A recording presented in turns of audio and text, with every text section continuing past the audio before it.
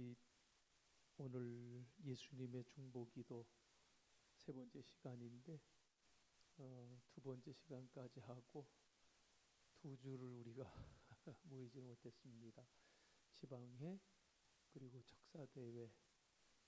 그래서 앞에 부분들을 또 얘기하려면 또 길어지고, 그래서 그래도 이 부분은 또 우리가 마무리 짓고 가야 될 것 같아서 오늘 18절부터 26절까지 말씀을 우리가 보도록 하겠습니다.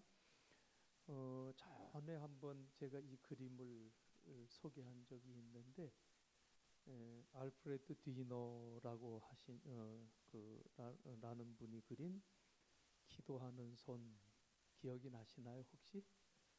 기도하는 손에 대한 그 내용을 제가 설명을 해드린 적이 있는데, 그림을 좀 띄워봐라. 왜 또 둘로 나눠놨냐? 하나로 들어가기가 그런가 봐요. 저 그림 많이 보셨죠? 저게 종이에 그냥 펜과 잉크로, 검은 잉크로만 그린 그림이에요. 어떻게 잉크로만 저렇게 그릴 수가 있을까? 참 굉장히 섬세한데, 이 그림 외에 이 뒤로는 수많은 명작들을 남겼고요. 또 뒤로는 또 판화 작가로도 유명합니다. 이제 기도하는 손이라고 하는 저 그림은 지금 독일의 느른베르크 박물관에 소장이 되어 있다고 하는데, 이 그 알프레드 디러라고 하는 분은 1471년에 태어난 분이에요. 그래서 1528년에 이제 죽었는데, 독일 국민들이 가장 사랑하는 국민 작가 중에 한 사람이고요. 그리고 독일이 지금 그 EU에 가입이 되어 있는데, 그 EU에 가입되기 이전의 화폐의 독일 화폐 마르크죠. 오마르크라고 하는 그 화폐에 이 기도하는 손 그를 그린 뒤로의 초상이 나올 정도로, 그 정도로 그 독일 사람들이 굉장히 좋아하는 화가죠. 아무튼 알프레드 디러 그러면 기도하는 손, 이제 이게 대표작이죠. 여기저기 힘줄이 툭툭 붉어지고, 그 뭐 못생긴 나 보여주지 말고 그저 뒤로에 기도하는 손 빨리 띄워 계속.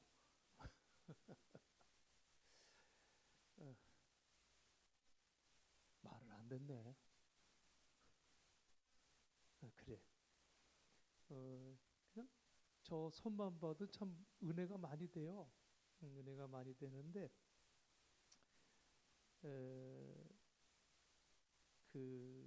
저 그림을 자세히 보면 그 힘줄이 여기저기 툭툭 붉어져 나와 있고요.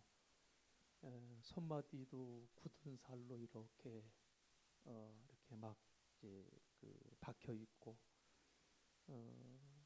근데 그 손이 두 손을 모으고 기도하는 모습을 단순하게 표현한 그림이지만은, 이 그림에는 아주 이렇게 참 눈물 겨울 만한 스토리가 있어요.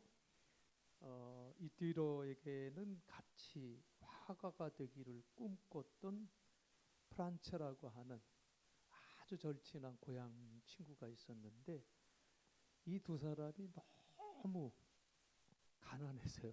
너무 가난해가지고 도저히 뭐 생계를 꾸리면서 그림을 그릴 수 있는 처지가, 그림 계속 올려놓으니까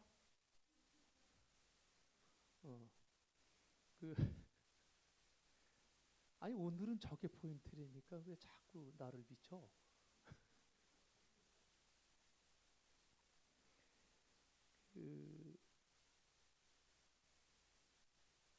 너무 힘들게 살다 보니까 이제 둘이서 프란츠하고 디러가 어떤 생각을 하냐면 우리가 생업을 하면서 그림을 그릴 수 있는 건 너무 힘들다. 그러니 우리 둘이 제비를 뽑자.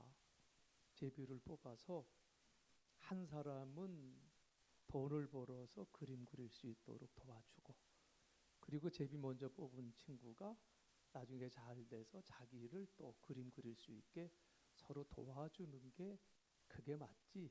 우리가 이렇게 해서는 그림을 그릴 수가 없을 것 같다.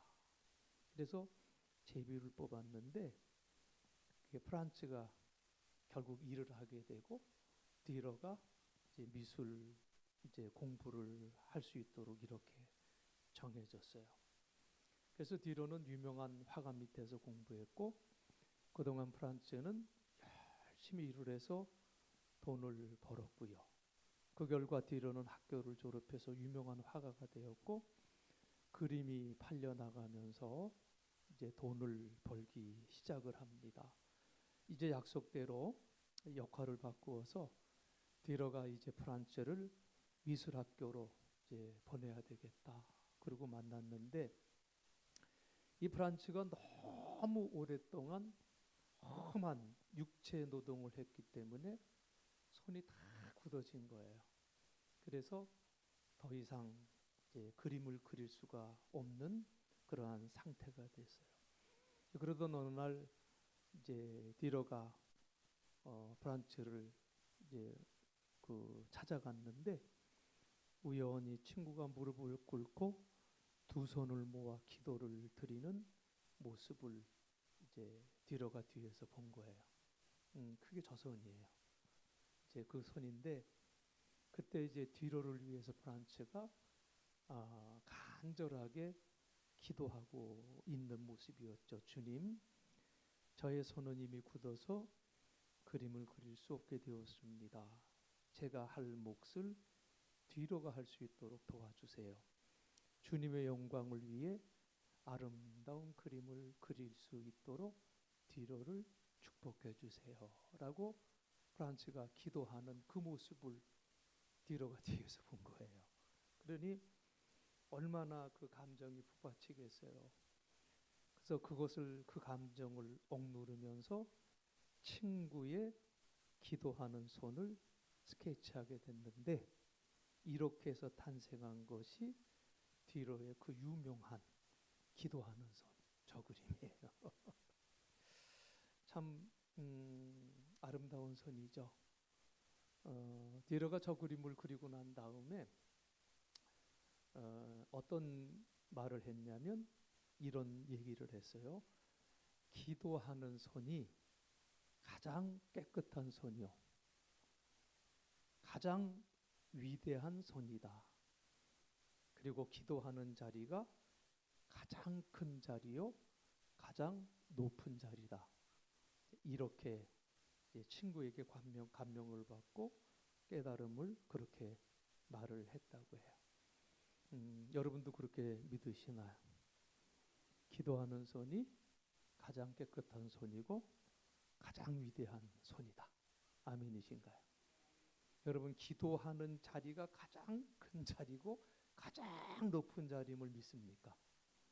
내가 회장해야 높아지는 게 아니요. 내가 뭐에 장을 해야 높아지는 게 아니요. 어느 자리에 있는 게 기도의 자리에 있는 게 가장 높은 자리다. 그래요. 자 이제 기도하는 손은 내립시다. 그래요. 우리 예수님께서 이 땅에서 하나님께서 자기에게 맡겨주신 사명을 감당하기 위해서 우리 예수님이 늘 기도하셨죠. 이 세상에 하나님의 영광을 드러내고 사람들을 영원한 길로 가르치시고 또 사람들에게 하나님의 말씀을 가르치는 것이 예수님의 사역이었는데 예수님께서는 이 사역을 완벽하게 이루시기 위해서 날마다 하나님 앞에 기도하셨다는 사실이에요. 그리고 예수님은 그의 제자들이 하나 되기를 위해서 기도하셨다. 그죠? 하나 되기 위해서 이 그 요한복음 17장 전체가 예수님의 중보의 기도의 내용이잖아요. 그 중보의 기도의 내용 가운데 핵심이 뭐냐면 제자들로 하나 되게 해 주옵소서. 갈라지지 않도록, 분열되지 않도록 예수님은 자기 제자들을 위해서 기도하셨던 것을 우리는 이 요한복음 17장을 통해서 꼭 마음속에 새겨야 될 줄로 믿습니다. 하나 되게 기도하셨을 뿐만 아니라 예수님은 세상 속에서 하나님께 대한 믿음을 가지고 살아가야 하는 자기 제자들을 보호하시고 하나님 지켜 주옵소서. 그렇게 또 기도하셨지요. 예수님께서 이런 문제를 가지고 기도하셨다는 것은 이 문제들이 오늘 우리들의 믿음 생활에서도 중요한 문제이기 때문에 이것이 말씀으로 기록되어 우리들에게 전해지고 있는 줄로 믿습니다. 우리는요, 예수님께서 우리를 위해 기도하셨다는 사실, 주님이 나를 위해 기도해 주시지, 이 사실 참으로 귀한 건데 이것을 아는 것으로 끝나는 게 아니고 우리는 그 문제를 가지고 우리가 항상 기도해야 될 줄로 믿습니다.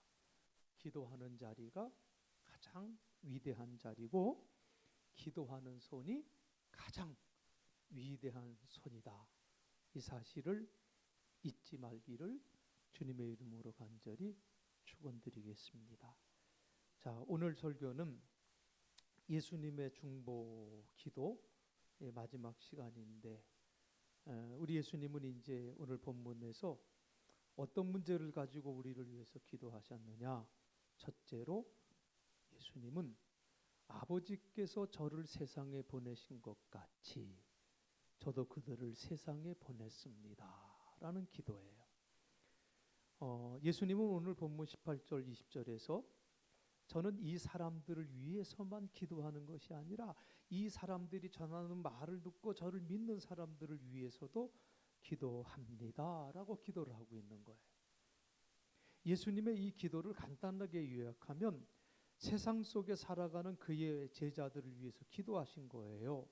제가 오늘 말씀을 이렇게 이제 묵상해 보면서 하나 이렇게 깨닫게 되는 것은 뭐냐면 이 본문에 오늘 이 본문의 기도 내용이 사실은 앞에서 우리가 한 달 전에 우리 보기 시작했던 요한복음 17장 1절에서부터 보기 시작하면 그 예수님께서 앞에서 기도했던 그 내용과 중복이 되고 있는 것을 우리가 보게 돼요. 그러니까 오늘 이 본문의 말씀은 새로운 내용이 아니라 앞에서 이미 기도하셨던 문제라는 거예요. 자, 여러분들 대표 기도하시는 분들이 그런 거를 경험을 할 텐데 뭐 글을 쓰든지 컴퓨터로 쓰든지 이렇게 하다 보면 중복이 되는 부분이 있으면 어떻게 해요? 쓱 지우잖아요. 앞에 했던 얘기가 뒤에 또 나오고 읽어보다가 이게 또 중복이 됐네. 그리고 보통 이게 지우고 가급적이면 중복되지 않게 이렇게 이제 기도를 준비를 하는데 예수님의 기도의 내용은 그렇지 않았다는 거예요. 뒤에 나오는 기도도 이미 앞에서 기도하신 내용이었다. 응? 바로 나의 제자들이 하나 되게 해달라. 나의 제자들을 보호해달라. 똑같은 내용을 기도하고 계시는데 우리 예수님께서는 기도할 때 중언부언하지 말라고 하셨는데 왜 이 부분에 있어서는 우리 예수님께서 이렇게 반복을 하실까? 질문해 볼 수가 있겠죠.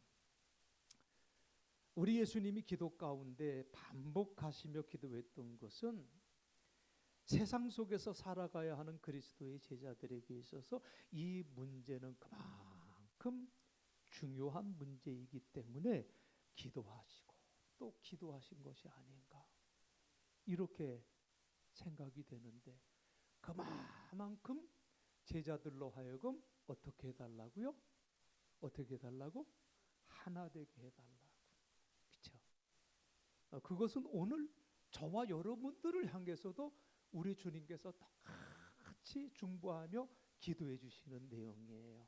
어떻게 하라고요? 하나 되게 해달라. 둘로 나눠지면 이건 참 큰일 나는 거예요.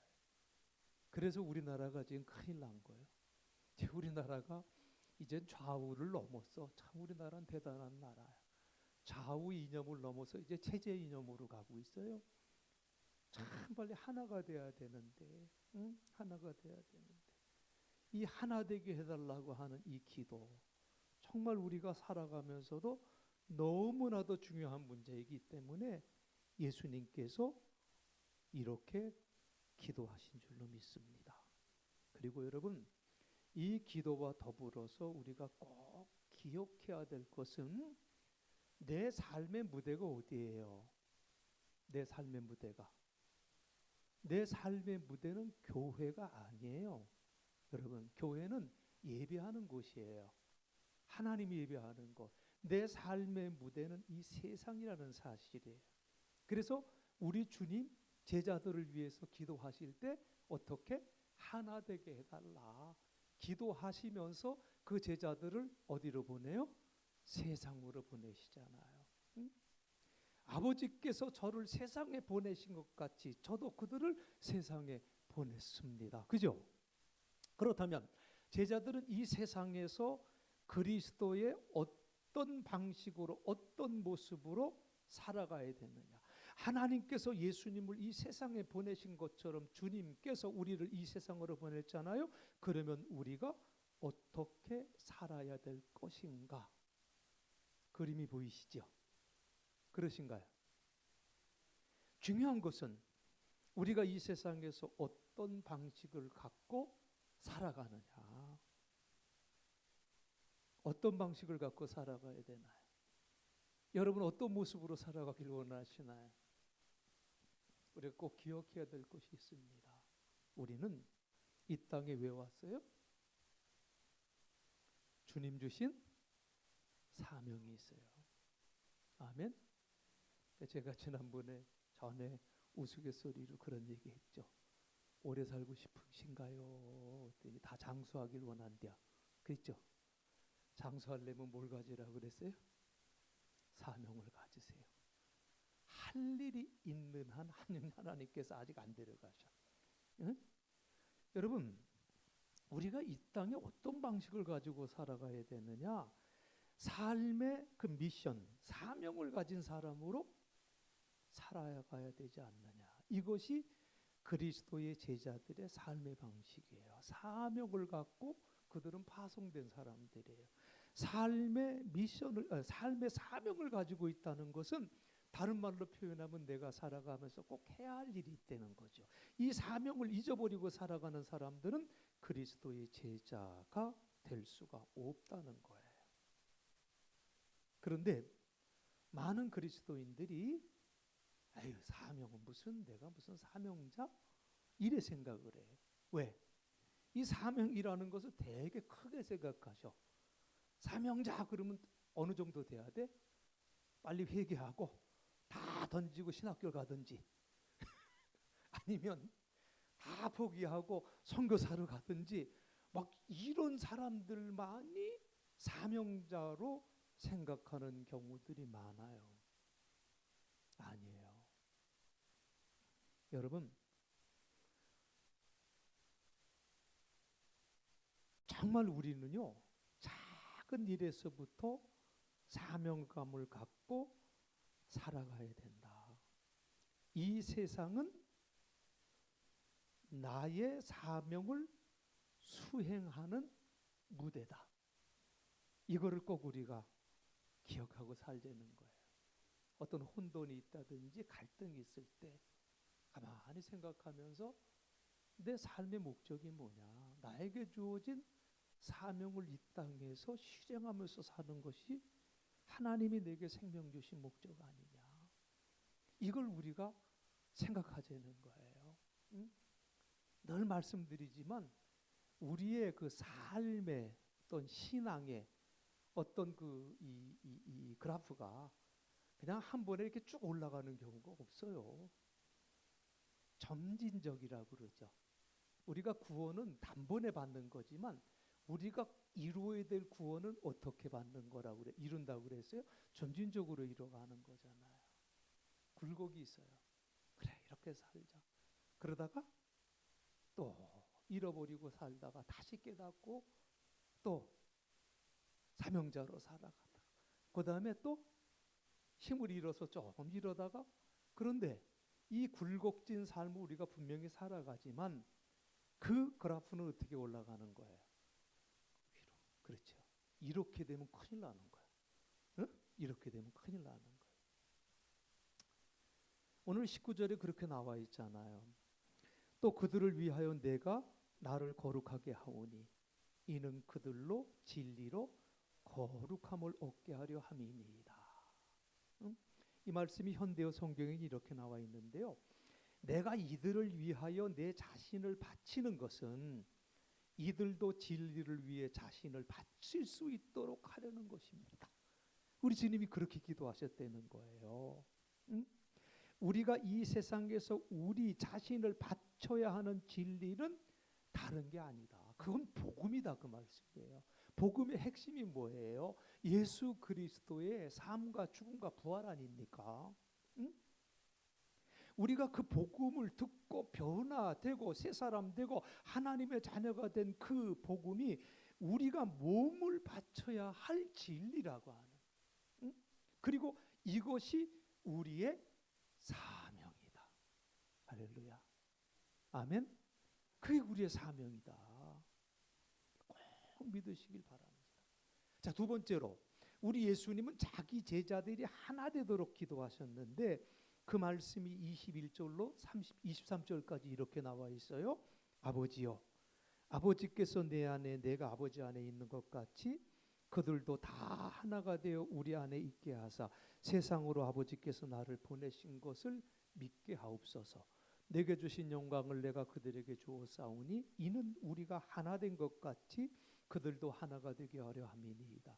곧 내가 그들 안에 있고 아버지께서 내 안에 계시어 그들로 온전함을 이루어 하나가 되게 하려 함은 아버지께서 나를 보내신 것 같이 것과 또 나를 사랑하신 같이 그들도 사랑하신 것을 세상으로 알게 하려 함이로소이다.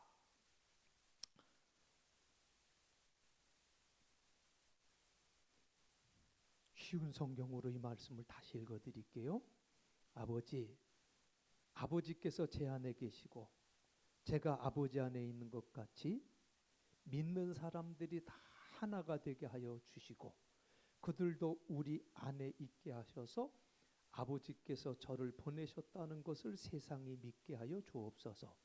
우리가 하나인 것 같이 그들도 하나가 되게 하기 위해 아버지께서 제게 주신 영광을 이 사람들에게도 주었습니다. 제가 그들 안에 있고 아버지께서 제 안에 계십니다. 부디 그들로 온전히 하나가 되게 해 주십시오. 그리하여 세상이 아버지께서 저를 보내신 것과 아버지께서 저를 사랑하신 것처럼 그들도 사랑하셨다는 것을 알게 해 주십시오. 여러분, 사실 이 말씀이 생각보다 내용이 상당히 심각한 내용이에요. 하나가 된다는 문제가 굉장히 중요하다고 하는 것을 말씀하는 거예요. 그리스도의 제자들이 또 교회가 하나 되지 않으면 세상 사람들이 복음을 믿지 않게 된다는 거예요. 지금 주님이 그 말씀하고 있는 거예요. 여러분, 우리 안에서도 하나가 되지 못하고 나가서 복음을 전해 웃기지 말라는 거예요. 안 된다는 거예요. 오직하면 지금 우리가 사는 세상은 교회가 세상을 염려하는 게 아니라 세상이 교회를 염려한대잖아요. 정치하는 사람들이 국민을 염려하는 게 아니라 국민이 정치하는 놈들을 염려한대잖아요. 참 기가 막히지 않아요? 우리가 정치하는 사람들 보면서 아유 저런 바보 같은 것들 그러잖아요. 왜 저 땅으로 살아 그러잖아요. 근데 세상 사람들이 우리 그리스도인들을 향해서 아유 저 땅으로 사냐? 이게 말이 되냐 이 말이에요. 왜 이런 현상이 일어나느냐? 하나 되지 못하기 때문에. 세상에 대한 교회의 영향력이 쇠퇴하고 있어요. 교회 안에 다툼과 분열은 세상 사람들에게 염려거리가 되고 있다는 거예요. 하나가 되어야 된다. 설마 우리 가운데 아니 왜 목사님 하나가 되어야 돼요?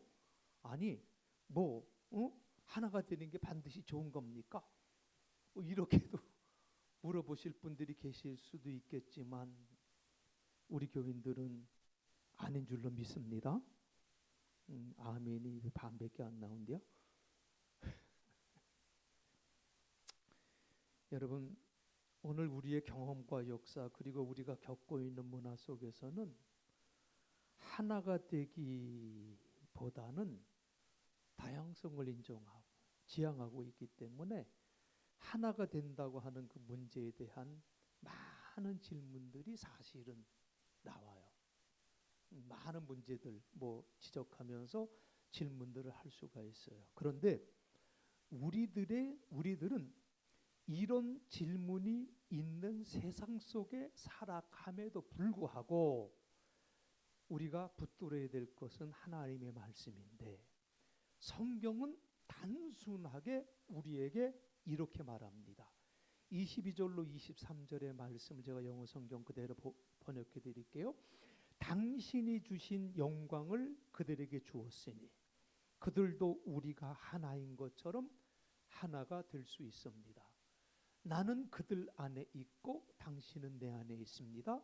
그들이 이렇게 완벽한 통합을 경험하기를 바랍니다. 이게 하나님의 말씀이에요. 완전한 통합. 우리가 완전히 하나됨.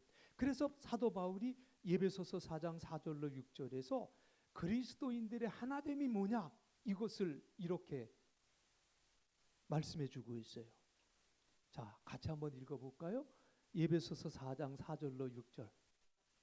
자, 한번 같이 한번 읽어볼까요? 몸이 하나요, 성령도 한 분이시니 이와 같이 너희가 부르심의 한 소망 안에서 부르심을 받았느니라. 주도 한 분이시요, 믿음도 하나요, 세례도 하나요, 하나님도 한 분이시니 곧 만유의 아버지시라. 만유 위에 계시고 만유를 통일하시고 만유 가운데 계시도다. 아멘. 자, 여러분 우리는 뭐라고 그랬어요? 한 몸이라고 그랬어요. 그렇죠? 교회는 한 몸이에요. 교회는 건물이 아니라고 누누이 말씀드렸죠? 교회는 여러분들이에요. 구원받아 부르심을 받아 모인 그 무리 에클레시아, 그죠? 그 무리가 교회예요. 우리는 예배당 안에 여러분들 교회가 모여서 하나님을 예배하는데 그 교회는 한 몸이라고 그랬어요. 그리고 그 머리는 그리스도 예수라고 그랬어요. 그렇잖아요. 우리는 한 몸이에요. 그래서 여러분은 같은 성령을 받았고 그래서 여러분은 한 소망을 가지고 있다고 그랬어요. 우리 주님도 한 분이시고 믿음도 하나고 세례도 하나고 만물의 주인이신 하나님도 한 분이시다. 저는 이 말씀 속에 우리 그리스도인들의 하나됨이 무엇을 의미하고 있는지, 어떻게 우리 속에 있는 분열을 극복할 수 있는지에 대한 말씀이 여기에 들어있다고 저는 믿습니다. 하나예요. 이 하나됨, 어찌하든지 하나됨을 지켜야 된다. 그것을 위해서 주님께서 간절히 기도하셨다고 하는 것, 반복해서 기도하셨다는 것 기억하시고, 우리 주님은 또한 세 번째로 우리 그리스도인들의 미래를 위해서 그리고 우리의 교회를 위해서 기도하셨다는 것을 우리는 기억해야 돼요. 여러분, 우리의 미래 영광스러운 거예요. 교회의 미래도 여러분 영광스러운 거예요. 그 기도가 오늘 말씀 24절에 이렇게 나와 있지요. 아버지여, 내게 주신 자도 나 있는 곳에 나와 함께 있어 아버지께서 창세전부터 나를 사랑하심으로 내게 주신 나의 영광을 그들로 보게 하기를 원하옵나이다. 아멘. 로마서 8장 34절에 예수님은 어디에 계시다고 그랬어요? 하나님의 우편에 계시다고 그랬잖아요. 그렇죠. 하나님의 우편에 계신 자다. 예수님은 모든 그의 제자들이 그와 함께 영광스러운 자리에 앉도록 기도하셨어요. 그 기도는 오늘 저와 여러분들에게도 그대로 유효해요. 주님의 교회와 그리스도의 제자들에게 이런 엄청난 약속이 있기 때문에 우리는 희망이 있고, 우리는 소망이 있고, 우리는 그래서 감사한 삶을 살게 되는 줄로 믿습니다. 자, 그런 의미에서 교회가 어떤 존재냐? 우리가 어떤 존재냐? 교회가 어떤 존재냐? 한번 따라하세요. 교회는 희망의 공동체요. 약속의 공동체다. 우리는 희망의 공동체고 약속의 공동체예요. 주님이 약속해 주셨잖아요. 응? 우리 모두 우리 영상교회 안에서 신앙생활하면서 우리가 희망의 공동체요, 우리가 약속의 공동체다라는 것을 증거하며 그 안에서 참된 생명으로 승리하는 우리 모두가 다들 되시길 주님의 이름으로 축원합니다. 우리 462장 우리 함께 찬송한 이후에 주님께서 나를 위해서 이렇게 기도해 주신다고 하는 사실을 다시 한번 마음속에 새기면서 오늘 우리가 사명자로서 살아감으로 우리가 희망이다, 우리가 약속의 이 표징이다라고 하는 것을 세상에 보여줄 수 있는 삶을 살게 해달라 간절히 우리 통성으로 기도하는 시간을 갖도록 하겠습니다. 462장 찬송합니다.